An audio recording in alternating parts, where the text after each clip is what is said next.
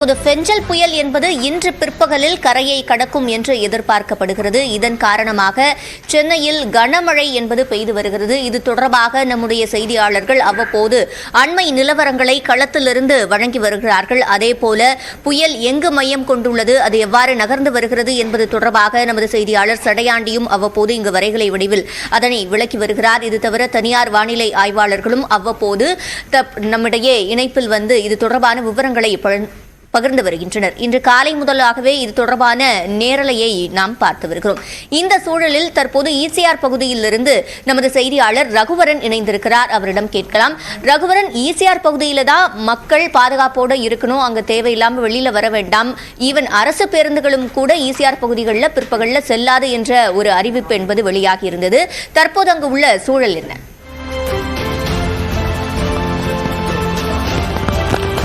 சிவரஞ்சனி, நான் தற்போது மகாபலிபுரத்தில் இருக்கக்கூடிய அந்த கிழக்கு கடற்கரை சாலையில் தான் இருக்கிறேன்.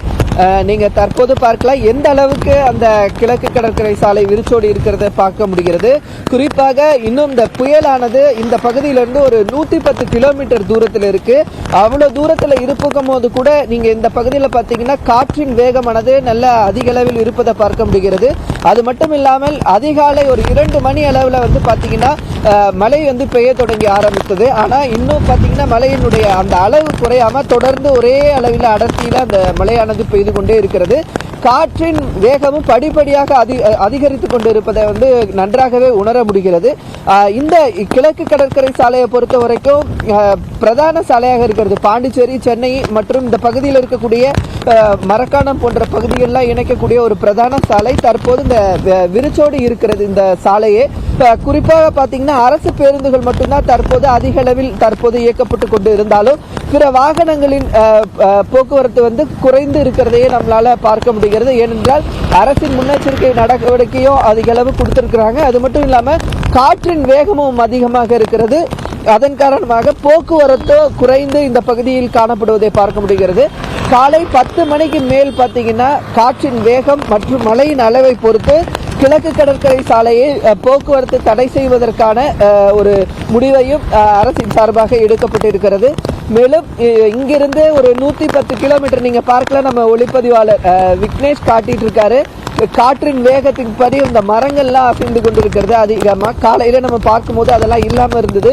தற்போது அதிக அளவில் அந்த காற்றின் வேகம் படிப்படியாக அதிகரிக்க தொடங்கி இருக்கிறது. அது மட்டும் இல்லாமல் இந்த பகுதியை ஒட்டி இருக்கக்கூடிய பகுதி பார்த்தீங்கன்னா கடற்கரை ஓரமாக இருக்கக்கூடிய பகுதி. அதனால கடல் அலைகள் வந்து கடும் சீற்றத்தோடு இருப்பதையும் நம்ம இதற்கு முன்பாக நேரலையில் பார்த்தோம். கடல் அலை வந்து 10 அடி வரை எழுந்து வர்றதுனால இந்த பகுதிக்கும் மக்கள் யாரும் செல்ல வேண்டாம் அப்படின்னு சொல்லிட்டு எச்சரிக்கை விடுத்திருக்காங்க. இன்னும் நேரம் ஆக ஆக அதிக அளவு மழையும் சூறை காற்றும் வீசுவதற்கான வாய்ப்புகள் இருப்பதாகவே பார்க்க முடிகிறது. தற்போது இந்த கிழக்கு கடற்கரை சாலை விரிச்சோடி சூறை காற்றோடு இருப்பதை நம்ம தற்போது பார்த்து கொண்டிருக்கிறோம். சிவரஞ்சனி, இடையேதான் புயல் கரையை கடக்கும் என்று கூறப்பட்டிருக்கிறது. இந்த சூழல்ல மாமல்லபுரம் பகுதியில மீட்பு படையினர் எந்த அளவுல தயார் நிலையில இருக்காங்க?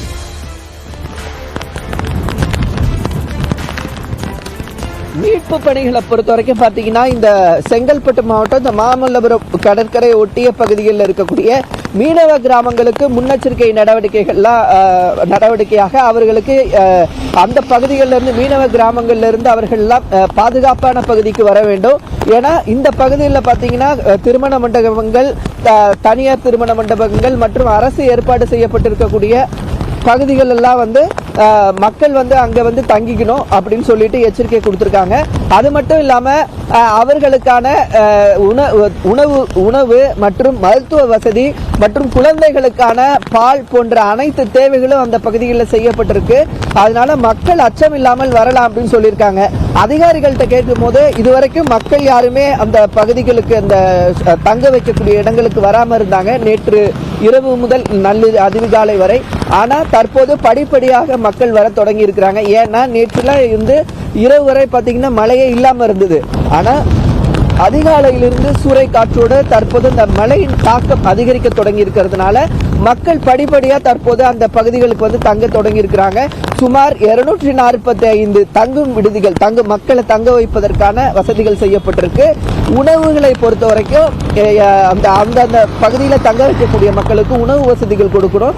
அந்த குடிநீர் வசதியும் அந்த பகுதிகளில் கொடுப்பதற்கான ஏற்பாடுகள் அனைத்து துறை சார்ந்த வசதிகளும் தயார் நிலையில் இருப்பதாக சொல்லப்பட்டிருக்கிறது. என்டிஆர்எஃப் பொறுத்த வரைக்கும் பாத்தீங்கன்னா 350க்கும் மேற்பட்ட என்டிஆர்எஃப் வீரர்கள் இந்த கடற்கரை ஓரட்ட பகுதியில் 9 குழுக்களாக பிரிந்து அவர்கள் இருக்கிறாங்க. பேரிடர் மீட்பு படையினர் ஏதாவது அசம்பாவிதம் ஏற்பட்டா உடனடியாக அந்த பகுதிக்கு சென்று மீட்பு படையினர் ஈடுபடுவதற்கான தயார் நிலையில் இருக்கிறாங்க. அதே மாதிரி 10 மணிக்கு மேலாக அந்த பகுதிகளில் வாகனங்கள் செல்வதற்கு தடை விதிக்கப்படும் என்ற ஒரு சூழல் இருக்கிறது. அது குறித்து முடிவு செய்யப்படும் என்றும் தெரிவித்திருக்கிறார்கள். இது தொடர்பான விவரங்களை வழங்கியமைக்கு நன்றி ரகுவரன்.